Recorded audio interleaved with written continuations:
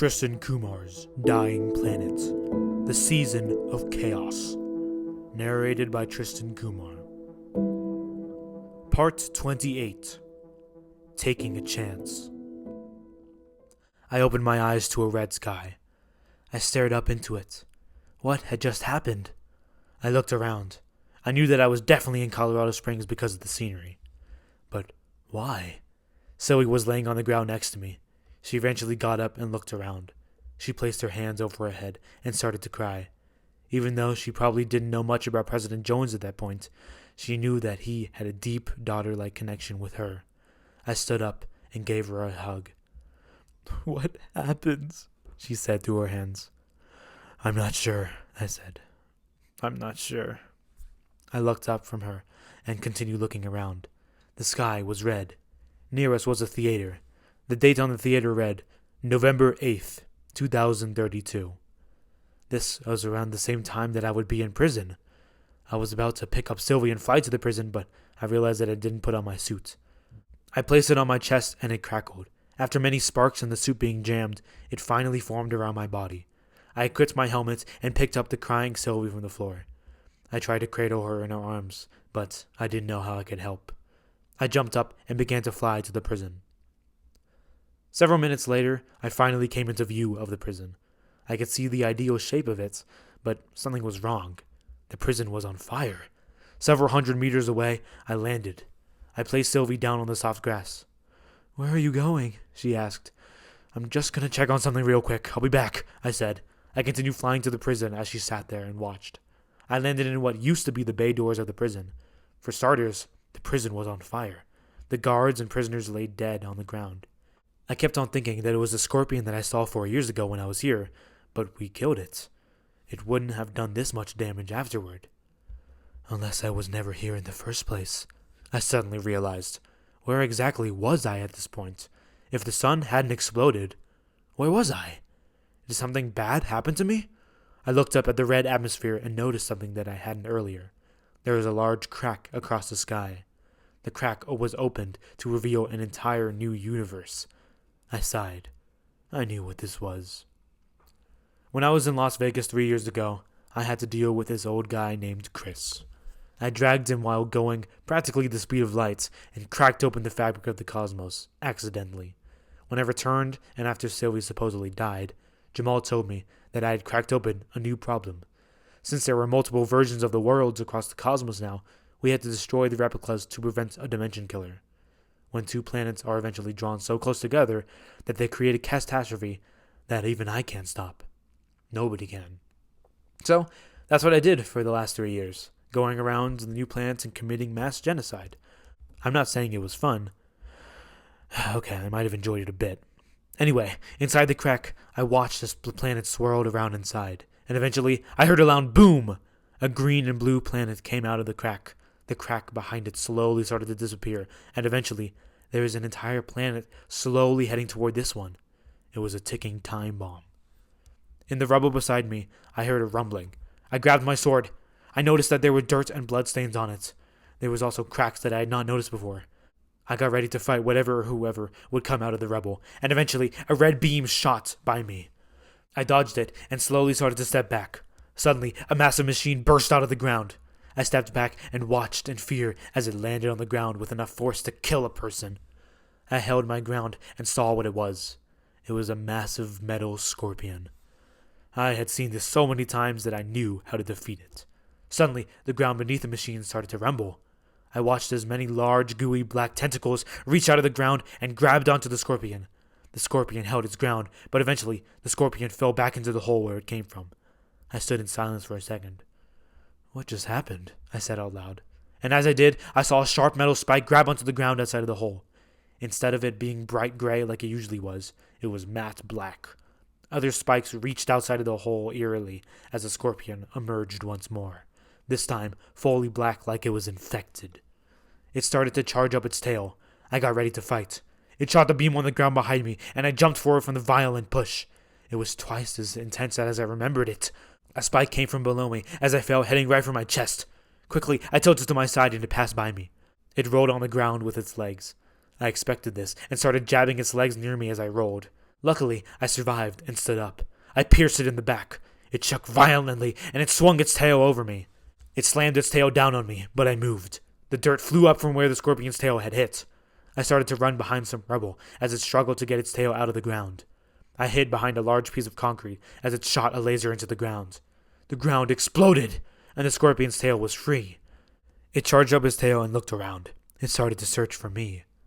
I had never programmed a scorpion this intelligent and deadly before. Yes, I may have added the laser, but I didn't teach it to kill by itself. I heard it stomping around in the dirt, looking for me. It slowly started to rain, and eventually started to pour. I heard it coming closer to me, so I held my breath to make no noise. It came around from the rock that I was behind. It walked right in front of me, but luckily looked the other way instead of right at me. I slowly reached my hand down to the ground and grabbed a rock. Very gently, I tossed the rock away from me. The scorpion looked in that direction immediately and started running toward it. I stood up gently and walked behind it quietly. When the chance was right, I leaped onto the top of its body. It started violently shaking in shock to get me off. I started punching the entrance to the core and eventually ripped it open after I bent it in several places. I never should have created you in the first place, I yelled in anger as I placed my hand on the pulsing core in the machine. To my surprise, the scorpion boosted itself up and landed on its back. I was trapped under a squirming metal machine that weighed about a ton. I sustained my strength as the metal pierced my ribs. I yelled in pain. I grabbed the core and tried to rip it out, but I just couldn't do it. All of my energy started draining from me. My life force was leaving me. With all the energy left, I brought my legs up to my chest and started to push the scorpion off of me with my legs. I tried to push, but it was so heavy. I started gasping for breaths. I was going to die. Right before my soul left my body from the pain, I heard a rock hit the scorpion. It stopped trying to kill me and looked at what hit it. It was Sylvie. She was limping over to me and saying my name, which I couldn't hear because of all of the metal that was around me. It started to charge up its tail, and I felt the robot get lighter. In that moment of relief, I dipped my legs and pushed up with all of my might. I screamed from the immense strength that I was trying to force out of my body. To my utter shock, the scorpion flew up quite high. It turned around and started shooting its laser at me in the midair. Luckily, the cold rain froze the blasts and made them solid. One of the blasts was long enough, so I grabbed it from the sky and lodged it into the ground. The scorpion slowly began to fall to the ground as I jumped up. The scorpion shot another blast from its tail in desperation, but it turned solid again. I ran up it vertically and landed on top of the beast as it fell to the ground further and further. It started to shoot even more frantically. The hard rain made loud sounds off the black metal. Once I was near the ground, I jumped off the scorpion's back. I grabbed my sword and used my boots from my suit to fly toward the beast. The moment the beast was a couple of feet away from the ground, I landed on the beast and lodged my sword into the red cube. It roared in pain. I completely forgot that it sounded mechanical for a second. I landed on the beast's back and pushed the sword down further into the cube. Once I did that, I gritted my teeth as it landed in the multiple spikes on the ground, and it finally died. I watched the red finally leave its eyes as I held my sword in the cube. Many other red spikes were around me, impaling the beast in different parts of its bodies. One of the spikes was lodged in its head. It was definitely gone. The red finally disappeared from its eyes as black oil that looked like blood bled out from its head. I rested on the sword. Finally, the beast was dead. I struggled with dislodging my sword from the cube, but I eventually did. I saw that the liquid inside of the red cube was leaking out onto the scorpion's bodies and fried its wires. I stepped off the large scorpion and dropped to the ground in pain and exhaustion. Sylvie ran up to me and helped me up. "Are you okay?" she said. I chuckled. "I'm more than okay," I said. She smiled. Suddenly, she stepped away from me. Her jaw dropped, and she screamed. She covered her mouth with her hands. I was about to say, "What?" when I slowly started to feel a piercing pain in my rib. I looked down. The pain became even bigger, like lava was burning onto me. A large red and black tentacle was lodged in my chest. It flew back through me from behind me, and I dropped to my knees. Blood slowly started to ooze from my mouth. I fell over onto the ground and faced upward, my eyes getting blurry. Sylvie walked up to me and smiled. This was not the Sylvie who I had just seen. This was the evil version of her, the one who had killed everyone. She stepped on my chest, and I wheezed for air. "Such a pity," she said, as she walked over to the dead scorpion. "This wasn't even my best play." I looked up at her as she walked back over to me. She bent over me and said, "You can thank me for killing your friend, President Jones." I tried to shake in anger and grab her, but my body was too weak now. I started to feel the blood collect in my mouth as I started to cry. I heard the good version of Sylvie say, "You!" Her evil version walked away from me and over to her as she continued, "You killed him! You and your little monster!"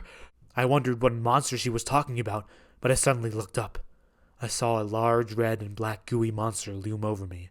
This monster had the same white streak over its eyes, like the one that had killed Jones, and the one that I kept on seeing from my memories, all the way back 4 years ago in the Thanatos.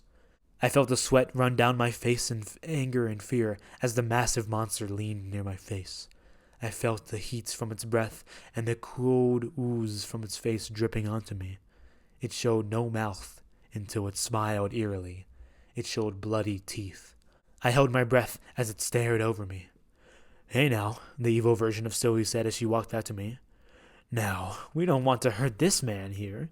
Hasn't he gone through enough?" she said as she came back to me. The monster stood up and looked at her and nodded. She seemed to be talking to the monster, not me. "You'll never get away with this," the good version of Sylvie said. "Apprehend her," her evil version said quietly to the monster. I screamed the word "no" inside of my head as the monster leaped at the good version of Sylvie. She screamed in terror. I heard her get picked up and taken away. It was just me and the evil version of Sylvie now. She smiled as she looked down at me. I tried to move, but nothing in my body worked. I stopped trying to move and my eyes started to close. I had lost. Again. She went down to me. "You know, I really don't care if you live or not. You can't stop what's coming next," she said. I stared into her evil eyes as she continued.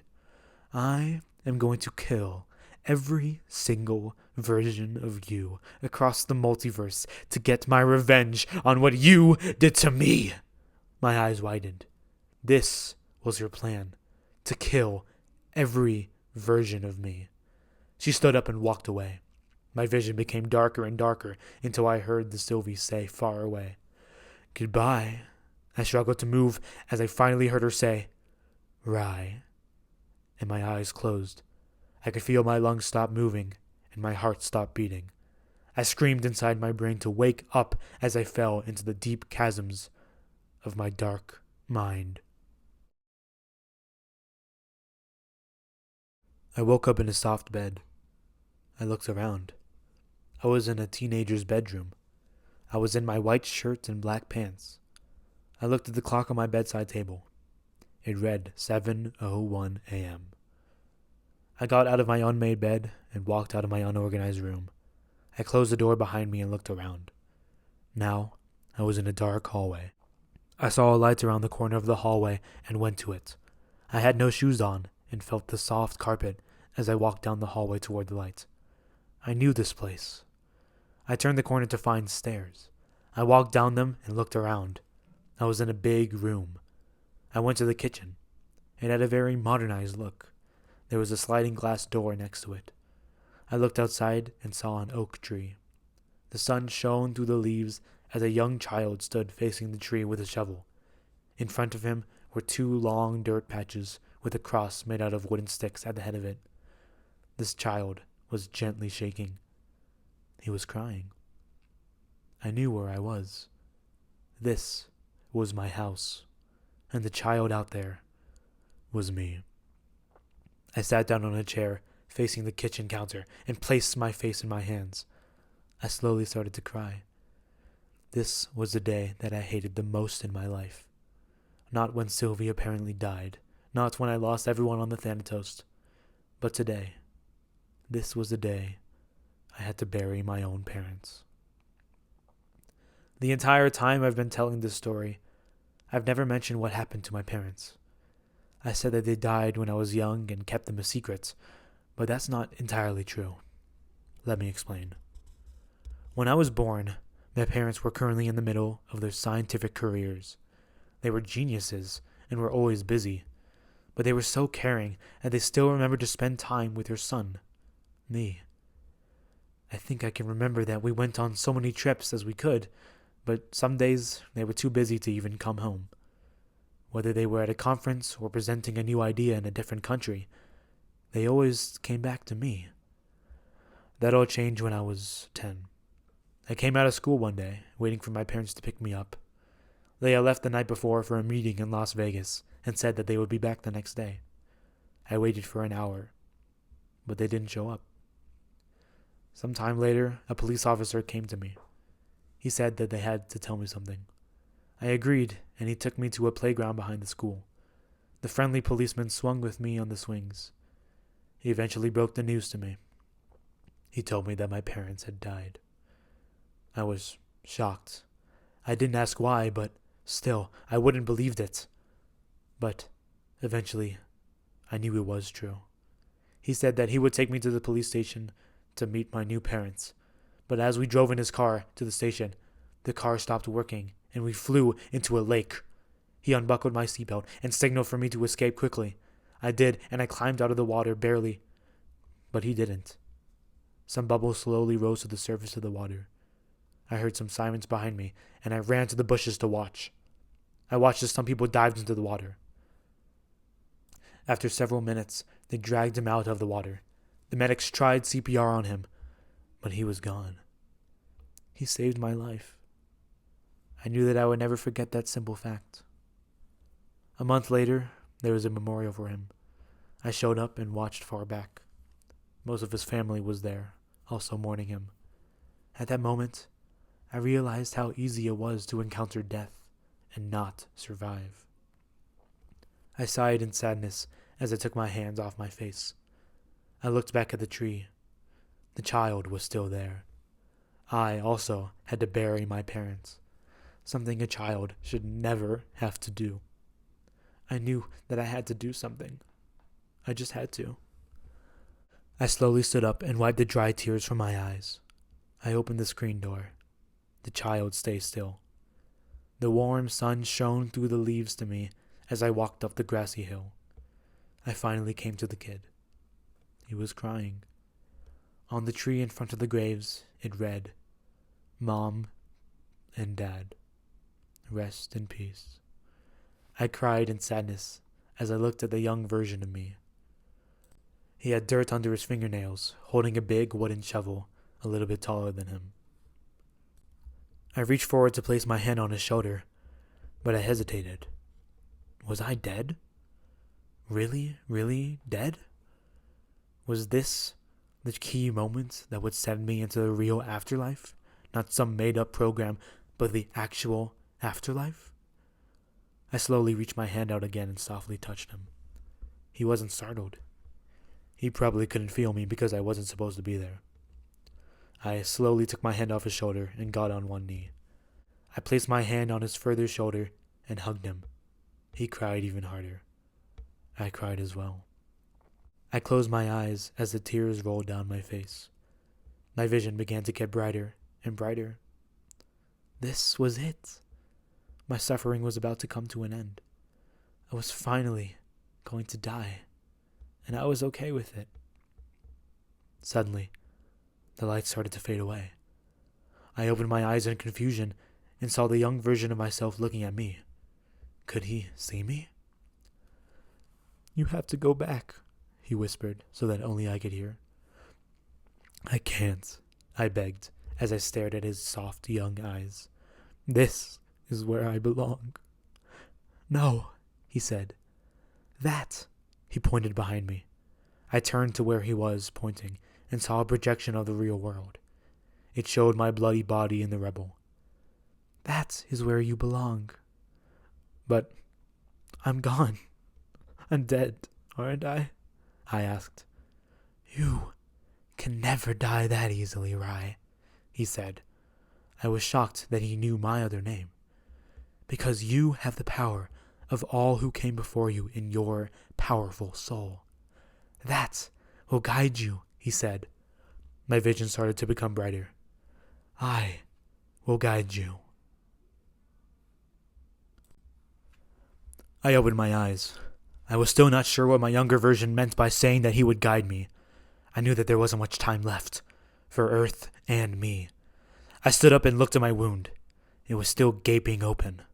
Surprisingly, I couldn't even feel the pain anymore. "Don't worry," a younger version of myself said. It was just a voice in my head. "We will guide you," another voice said. This was General Rogers. "And we will protect you," another voice said, this one being President Jones. "All of us," many childish voices said. These were Sky, Knight, Shock, and Electos. "We'll always be by your side from now on," two voices said, one being male and the other female. I smiled. Those were the voices of my parents. I looked down on my injury. It was completely healed. It felt like my entire body was healthily restored to its maximum capability. I smiled as I heard the words of my parents echo through my mind. I crouched down and scooped up a handful of dirt. Although I had always dreaded coming back here and facing this very day, my judgment day, it felt good to be back on Earth. With that, I jumped up and flew into the air. Once I had gone far up enough, I zoomed forward and sped toward Colorado Springs to stop Sylvie's disastrous plan once and for all. I finally woke up after being taken away from Rye. I looked around. I was in a large open space that looked to be a cave of some sort. There were some big man-made objects, so I questioned where I was. Suddenly, my evil self stepped forward from behind me on the empty floor. "Good, you're awake," she said in a sinister voice. I scowled at her. "What have you done?" I asked her. "I've stopped the only thing in my way," she replied as she looked away from me. "You don't know what he can do," I said. "He will come back." "How would you know about that?" she asked as she turned back around to me. "You're making suggestions about a guy you met 3 days ago. Is that true?" I was about to give an excuse, but I wanted to see where this was going. "Yes." "Exactly! Of all people on this godforsaken planet, you are the person least likely to know anything about Rye. All of the terrible things that he's done? I am the only one who knows the most about him," she finished as she slowly became quieter. She stared at me, and I smiled back at her. She placed her hands on her forehead and closed her eyes. "I just said," she started. "You know him," I continued. "Didn't I? Great. Yes, I did say it," she said as she took her hands off her forehead furiously. "I wouldn't understand because I'm not really you," I said, starting to fit together the pieces. "And since you had access to the world of the outcast where Jones was, then you, therefore, made a mistake in his story," I said, getting closer. "Therefore, that means that when you supposedly died from what Jones told me, you were supposed to stay dead, but you were alive. You then were taken to the land of the outcast where you met the monster that killed Rye. You then probably took the monster, somehow escaped from that wretched place, and schemed a way to get revenge on Rye for the next 3 years. Once you did that, you found Rye and pretended to help him after manipulating him with a dream that you were alive. You took him to kill all of his friends, and that left Rye with no one else to fight with. Then you almost killed him and sent him somewhere else to die. Right to me. Then, what is the next step in your plan?" I asked. Sylvie looked at me in surprise. She started to slowly clap. "Well, great minds think alike," she said. "Thanks," I said. That wasn't an accomplishment. She mumbled under her breath, although I could still hear it. "I'll give it to you. You got some parts of that story right. But you're missing the key ingredient for disaster," she said. "What is it?" I asked. "This," she said, as she picked up some papers from a table behind her. There were many words like teleportation, resurrection, and time travel written on it. The ink on the rough pieces of paper glowed red. "Do you know what these are?" she asked me, getting closer to me. I looked at them for a second and said the first thing that came to my mind. "Paper?" She smiled. "Not wrong," she said as she held up the papers. "Long ago, there were 2 brothers named Chris and Xander." "I've heard of them," I said. "Cool. Anyway, when they were taking over the world, they made the papers called the Alternatives. The Alternatives were many papers written with a pen using the red liquid of a mysterious cube inside of ink, making whatever they wrote become a reality. One brother thought that this was too much, so he buried the papers on the ground. The other one found out, and they started to fight, which led into a war, but that's a story for another time. Anyway, in these papers are many magical spells given to the person who rips it. If you say you rip this paper with the title as time travel, First, you would have to write in the red liquid when and where you would want to go. Then, you would rip the page in half. The page burns up, and you get transported there for around 30 minutes to an hour. Each paper has a different spell, and there are thousands of them. So, now you know my plan, she finished. Wait, what's your plan? I asked. She scowled. Thank you for letting me specify, Sylvie. This is, she said, as she grabbed a paper that had just one bold word that I could read. Annihilation. I finally landed in Colorado Springs, but things were different. The streets were dirty and way less crowded. Where was everyone? As I was walking through the middle of the streets, I felt the ground rumble. This time, I wasn't scared.